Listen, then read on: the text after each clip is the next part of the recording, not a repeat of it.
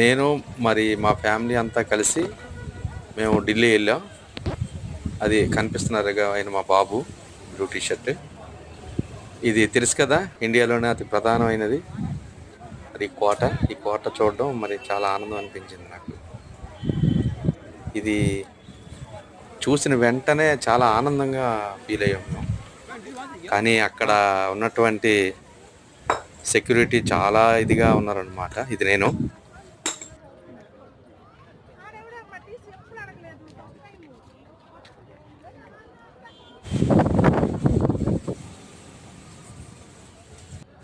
ఈ వీడియో నేనే తీస్తున్నాను.